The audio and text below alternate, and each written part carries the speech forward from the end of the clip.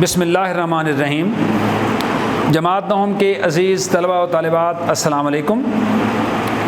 मैं प्रोफेसर तारिक नईम बदर, शोबा Urdu the concept academy Islamabad आपसे मुखातिब हूँ। सबक हमने मरसिया नज़म का एक मौजू है मरसिया, जो हमने शुरू किया हुआ है, जो हम पढ़ रहे हैं।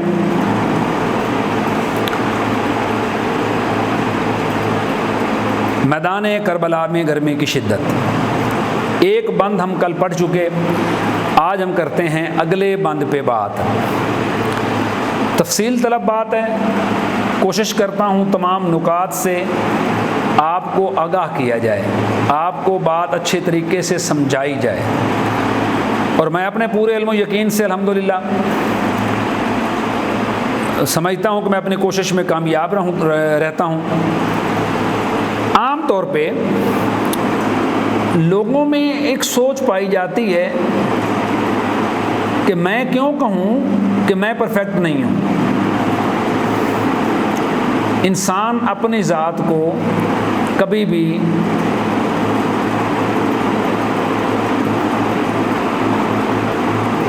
नहीं समझता कि वो परफेक्ट नहीं है।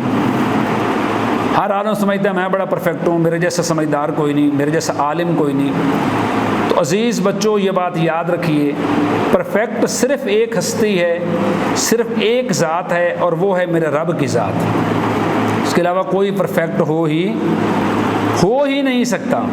मुमकिन ही नहीं है कि उसकी ज़ात के अलावा कोई शख्स परफेक्ट हो सके। तो इसलिए बंदा ये कहे कि मैं 100% बिल्कुल सब ठीक समझता हूँ, ये सब बेहतरीन हो गया है, तो ऐसा मुमकिन नहीं है। इंसान में बहुत सी खामियाँ हैं, इंसान में बहुत से मसाइल हैं। मैंने पहले ये बात की कि हम कोशिश करते हैं कि बात अच्छी तरह आप तक पहुँचाई जा सके, और इल्म यकीन के मुताबिक, मेरे इल्म यकीन की हद तक हम ये इसमें कुछ कामयाब भी रहते हैं। आपका रिस्पांस हमें मिलता रहता है कि कैसे पढ़ाया जा रहा है, कैसे समझाया जा रहा है। इसके बावजूद मेरे बच्चे कहीं पे किसी किस्म की कोई कन्फ्यूजन हो, कोई बात तशरीह तलब हो, कोई बात तशफ़ी के काबिल हो, ज़रूर पूछें। हमारा काम है आपको बताना, और इंशाअल्लाह हम बताएंगे। दूसरा बंद है कि वो लू, वो आफताब की हिद्दत, वो ताब तब। लू गर्म हवा को कहते हैं।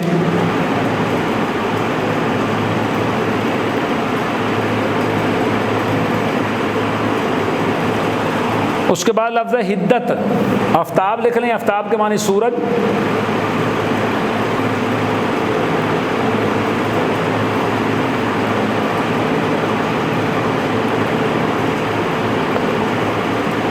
हिद्दत के मानी गर्मी।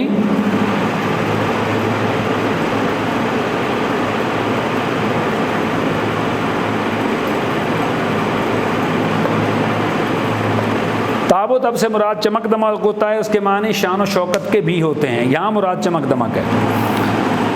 काला था रंग धूप से दिन का मिसाल शब, खुद नहर अलकमा के भी सूखे हुए थे लब। नहर अलकमा दो तरह के मानों में इस्तेमाल हुई। नहर अलकमा वो नहर है जो दरियाए फुरात से निकाली गई, एक से ये मुराद है। और दूसरे कुछ मुफस्सिरीन ने ये भी लिखा है कि नहर अलकमा से मुराद नहर फुरात ही है, दरियाए फुरात को ही नहर अलकमा कहा है। तो इसके दोनों माने मुफस्सिरीन के नज़दीक ठीक हैं। खैमे जो थे हबाबों के तपते थे सब के सब। हबाब कहते हैं बुलबुले को, हबाब कहते हैं खैमे को।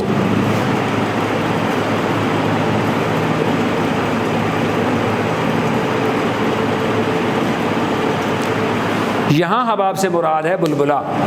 बुलबुला हम समझते हैं पानी के ऊपर बनते हैं। हम सरगराहों को जाते हैं तो वो फूंक मारते हैं, बीच में से बुलबुले निकलते हैं, और थोड़ी देर बाद हवा लगती है तो वो ख़त्म हो जाते हैं। वो बुलबुले उसके वो मुराद बुलबुला यहाँ पे है। उड़ती थी खाक, खुश्क था चश्मा हयात का। हयात के मानी ज़िंदगी।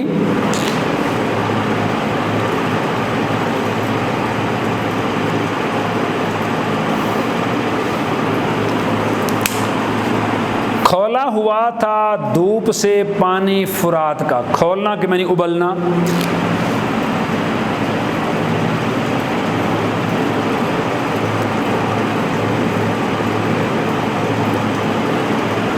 खौला हुआ था धूप से पानी फुरात का।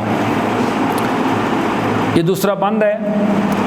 बात वहीं से शुरू करेंगे जहाँ हमने कल छोड़ी थी कि ये जो सबक है ये मैदान करबला में गर्मी की शिद्दत जो नज़्म है इसमें शायर ने रोज़े जंग मैदान करबला की गर्मी की शिद्दत बयान की है कि जिस रोज़ यजीदी अफवाज और इमाम हुसैन आली मकाम के खानवादे के दरमियान जंग हुई तो उस दिन उस वक्त वहाँ पे मौसम की सूरत हाल क्या थी, गर्मी की सूरत हाल क्या थी, उस बात को शायर ने बयान किया है। उसी सिलसिले की दूसरी कड़ी थी।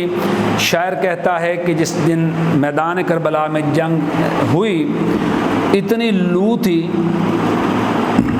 और सूरज की गर्मी इतनी थी, सूरज इतनी चमक दमक से पूरी आबो ताब से आसमान पे जगमगा रहा था कि धूप का रंग रात की मानिद स्याह हो गया था। अब भी अगर शदीद गर्मी हो, हम बाहर निकलते हैं तो हमारी आंखों के आगे अंधेरे छाने लगते हैं गर्मी की शिद्दत की वजह से। यही बात शायर ने बयान की कि शदीद गर्मी थी, गर्म तपती हुई हवा चल रही थी, सूरज आग बरसा रहा था, पूरी चमक और दमक के साथ ताबो तब के साथ चमक रहा था।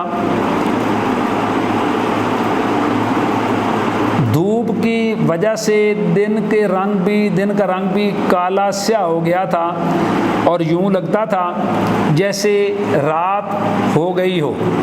हालांकि दिन के वक्त था लेकिन सूरज की हिद्दत की वजह से दिन का रंग रात की मानिद स्याह हो गया था।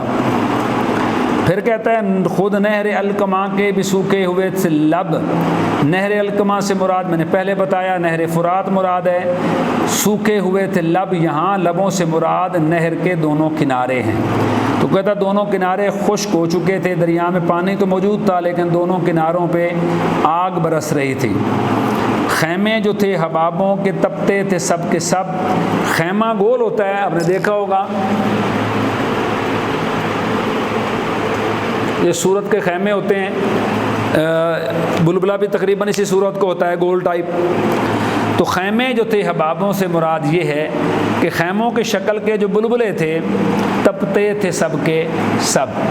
आप इसको यूँ भी लिख सकते हैं कि जो खैमे थे वो उबले हुए पानी की मानद, यानी जो खैमे लगा रखे थे इमाम हुसैन आली मकाम की खानवादे ने, आपके ख़ानदान ने, वो उबलते हुए पानी की मानद तप रहे थे। उड़ती थी खाक, खुश्क था चश्मा हयात का। मट्टी उड़ रही थी ज़मीन पे, जहाँ तक नज़र जाती गर्द ही गर्द थी, मट्टी ही मट्टी थी, तपती हुई गर्म लू थी, तपता हुआ चमकदार बादल था, सूरज था और इंसानी जो ज़िंदगी है वो दूर दूर तक नज़र नहीं आती थी। खौला हुआ था पानी धूप की वजह से, गर्मी की शिद्दत की वजह से दरियाए फुरात का पानी भी खौला हुआ था, यानी खौल रहा था, गर्मी की शिद्दत की वजह से उबल रहा था। ये हम तशरीह में लिखेंगे। अगला बंद है झीलों से चार पाए न उठते थे ताब शाम, मस्कन में मछलियों के समंदर के था मकाम। आहू जो काहिले थे तो चीते स्याह फाम, पत्थर पिघल के रह गए थे मिसले मोह में खाम।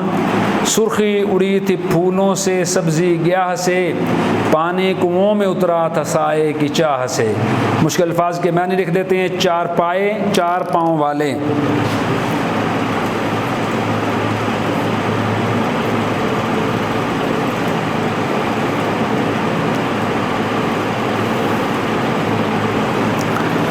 चार पाए मानी चार पाँव वाले। ताब शाम, शाम तक।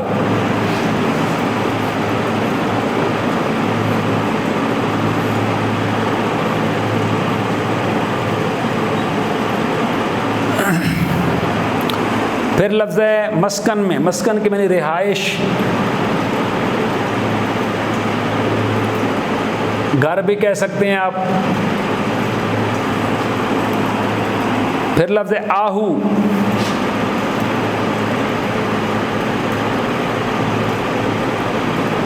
माने था हिरन,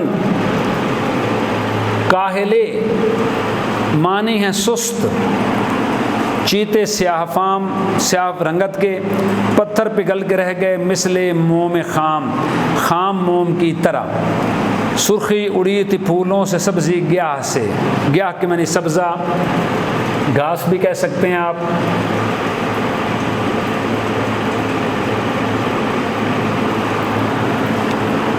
पानी कुओं में उतरा था सब्ज़े साए की चाह से।